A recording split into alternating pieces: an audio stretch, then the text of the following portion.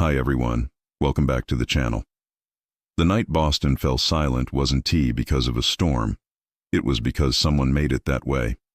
At exactly 2:14 a.m., a power grid malfunction took out half the city. For most people, it was an inconvenience. For Special Agent Ryan Hale, it was the start of something that would never leave his head. He was halfway through his coffee when the call came from the Bureau's Boston field office. Body found near Charles River. Possible homicide. Need you on scene. The voice on the line was his partner, Agent Layla Quinn. By the time he got there, the air was wet and metallic. The city lights reflected off the black water like broken glass. The victim was male, early 40s, hands bound, duct tape around the face. But the strangest thing, no wallet, no ID, no phone, and not a single fingerprint anywhere on him. Whoever did this had planned every detail. Cameras? Hale asked. Every traffic cam went dead 2 minutes before the blackout, Layla replied. Then came back on 20 minutes later. Whoever killed him knew the system. It wasn't random. It felt like a message. 2 hours later, they were back at the field office, files spread out, coffee gone cold. Forensics came in. The tape used on the victim was industrial grade, used by military contractors. The knots were precise, symmetrical, the kind you learn in training, not from YouTube. Hale stared at the board. This guy wasn't mugged, he said quietly. He was silenced. Over the next 48 hours, 2 more bodies turned up. Both men, both connected to a cybersecurity firm named Dynatech. One was a software engineer, the other, a logistics manager. Both had military backgrounds. Both had left the company weeks before their deaths. It didn't take long for Hale and Layla to find the link. Dynatech was under federal audit for selling surveillance software to private buyers overseas, software that could breach encrypted FBI networks. The more they dug, the clearer it got. This wasn't just murder, it was cleanup. They interviewed Dynatech's CEO, Richard Voss, a man whose smile looked like it was carved from glass. Tragic what happened to our former employees, he said, not blinking once. But I don't see how this involves us. You hired them, Hale replied. You fired them. Then they died. Voss smiled again. Coincidences happen. Outside his office, Layla whispered. You buy that? No, Hale said. But we'll make him think we do. 3 nights later, another blackout. This time shorter, 7 minutes. Enough for someone to get in, take something, and get out. The hit was at a data storage facility in Cambridge, owned by Dynatech. When the power came back, the guards were out cold. Nothing was stolen, except one hard drive from Vault 3A. Hale got the footage from the building's analog security camera, the only one not linked to the grid. The tape showed a single person in a tactical suit. Helmet, gloves, full blackout gear. The person moved like a professional. Then, at frame 163, a reflection from the glass wall caught part of the face. Layla paused it. Zoom in. The face was blurry, but the jawline, the scar, Hale froze. No, that's impossible. The image looked exactly like one of their own, Agent Connor Miles, but Miles had been dead for 6 months. Killed in an undercover op gone bad, or so they'd been told. Hale pulled up Miles's old file. Death location, warehouse fire in Detroit. No body recovered, just DNA traces, later confirmed by lab analysis. But what if the test had been faked? What if he'd been working for someone else? He didn't tell Layla, not yet. He wanted proof. First stop, the lab where Miles's DNA had been processed. The technician on duty 6 months ago was gone, resigned 2 weeks after filing the report. No forwarding address, no new job. Just gone. Hale checked the logs. Her resignation was approved by a name he didn't recognize. R. Voss, same initials. Same man. They broke into the archives that night. Dynatech's system logs showed encrypted communications between Voss and a Black Ops shell company registered under the alias CM Logistics. The initials hit Hale like a bullet. CM, Connor Miles. He looked at Layla. He never died. He switched sides. Then why the killings? She asked. He's erasing anyone who could connect him to Dynatech. They traced one of the shell accounts to a warehouse near Quincy Harbor.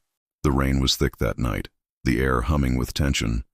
Hale went in first, gun drawn, flashlight cutting through the dark. Rows of crates, computer parts, hard drives. And then, footsteps. He turned. A figure stepped out of the shadows, hands up slightly. "You shouldn't have come here, Ryan." The voice, calm, familiar. It was Miles. "You faked your death," Hale said. "No," Miles replied. "I was buried alive by the Bureau. You think Dynatech's the problem? They're the surface. The Bureau's been running their own network off Dynatech's system for years. Surveillance without warrants. Ghost accounts. I was part of it, until I tried to stop it. You expect me to believe that? Check your badge number in the internal registry. You'll see your name next to mine." Hale hesitated. The gun lowered slightly. "If that's true, why kill them?" "Because they were going to expose everything. And if they had, people like you would have burned with them." Before Hale could respond, gunfire erupted from behind. Miles dove, returning fire. Layla shouted, "FBI, drop it!" The warehouse lights flickered back on, and in the chaos, Miles vanished. Only one bullet casing remained on the floor, engraved with something small but deliberate, R47. The next morning, the Bureau sealed the site. Officially, it was a failed operation. No mention of Miles, no word from Dynatech. Hale tried to access the internal registry Miles mentioned, but his clearance had been revoked. His login wiped from the system. When he asked Layla if she'd seen anything, she looked away. "Ryan, maybe you should let this go." He stared at her, realizing she wasn't telling him everything. Maybe she couldn't, or maybe she was part of it. He went home that night, opened his laptop, and there it was, an encrypted folder that hadn't been there before. Inside, a single file named Truth, R47. He clicked it open. The screen went black, then flickered. A single image appeared. Miles, alive, staring directly at the camera. "You were right to look, Ryan," he said. "But now they're looking at you." And then the laptop shut off. Ryan Hale didn't sleep for 3 days after that night.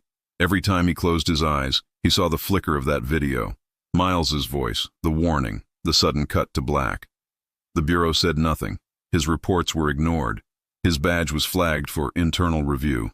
He was still an agent on paper, but in reality, he was already a ghost. He drove north, away from Boston, to a small cabin near the New Hampshire border. A place no one knew about except his late brother.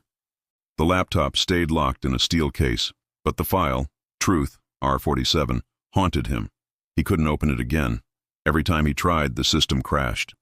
The encryption was military grade, deeper than Bureau firewalls. Someone didn't want that truth to surface. On the fourth night, as the snow began to fall, a car pulled up outside. He reached for his gun, crouched by the window. The figure that stepped out wore no uniform, no badge, just a gray coat and gloves. It was Layla. "You shouldn't be here," Hale said, opening the door but keeping the gun low. "Neither should you," she replied. "You're being watched." She walked in slowly, eyes scanning the small cabin. "They're calling you unstable. They want to bring you in for evaluation. If you go, you'll never come back out. So they're covering it up. They already did. The entire Dynatech investigation has been sealed under national security. Official statement says the blackout cases were acts of cyber terrorism from foreign sources. No mention of Miles, no mention of us." Hale's jaw tightened. "And you?" "They gave me a choice. Cooperate or disappear." She placed a USB drive on the table.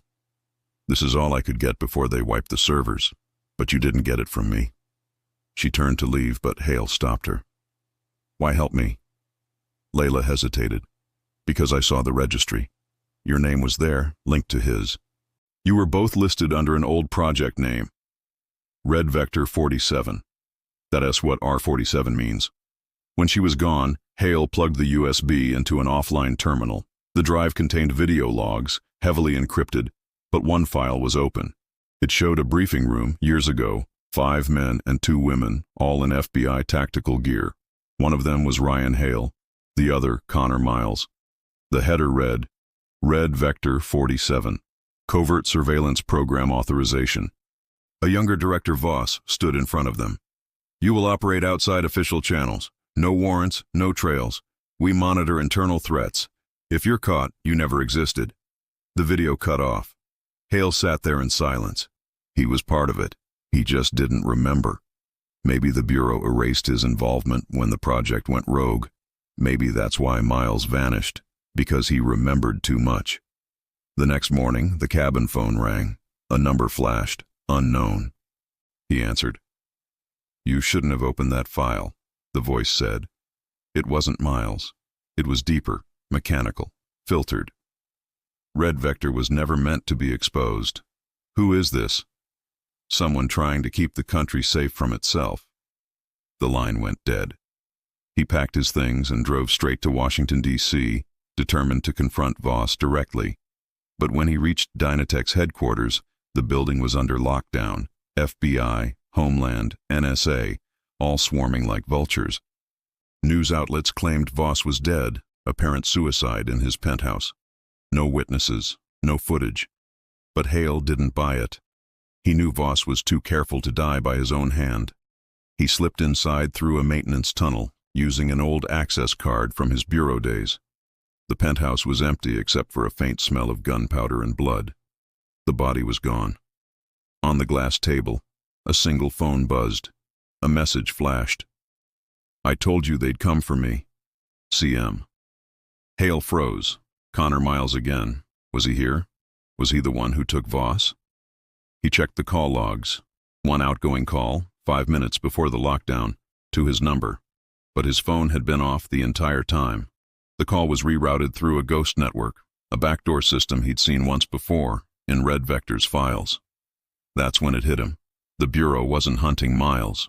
They were using him. Hale followed the digital trail through abandoned data servers in Maryland until it led to a bunker beneath an old airfield. Inside, rows of screens flickered with live surveillance feeds from across the country. Homes, phones, cameras, even bureau offices. And in the center of it all stood Miles, watching. Alive, calm. "You found it," Miles said without turning around. "You set me up," Hale replied, gun drawn. "You made me believe you were running." Miles sighed. "I was running. But not from them. From what we built. Red Vector never ended, Ryan. It evolved. They used our code to monitor every agent, every civilian. We became the threat. So I started deleting the architects. You killed innocent people. There are no innocents in the Bureau's Shadow Division.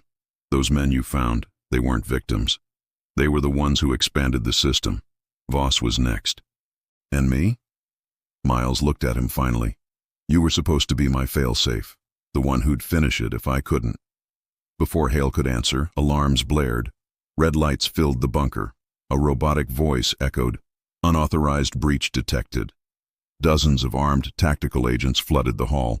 Miles turned, shouting, "They traced us! Get the drive!" He tossed Hale a small hard disk, the same kind taken from Vault 3A. Then he sprinted toward a side corridor.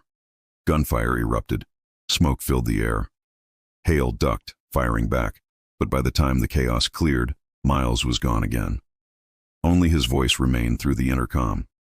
"If you want the truth, go to folder R47 in the drive. Don't trust the Bureau. Don't trust anyone." Hours later, Hale was on the road again, blood on his sleeve, the disc safe in his jacket. He stopped at a gas station off I-95, connected the drive to a secure laptop, and opened folder R47. Inside were thousands of files, each tagged with Bureau case IDs, agent names, and private communications. The Bureau had been recording its own people for years. Then one video caught his eye, time-stamped 1 week in the future. The title read, "Funeral, Agent Ryan Hale." The clip opened on a gravesite. His photo, his badge. Layla Quinn standing there, eyes red. A voice in the background whispered, "Red Vector terminated. Asset neutralized." Hale's hands trembled. The laptop blinked once, then the screen filled with static. His reflection appeared faintly in the black glass. Then behind him, in that reflection, a shadow moved. He spun, gun raised, but there was only silence and the sound of a car door closing outside. He stepped out into the cold dawn. A black SUV idled by the road, tinted windows, no plates. Then the passenger window lowered slowly.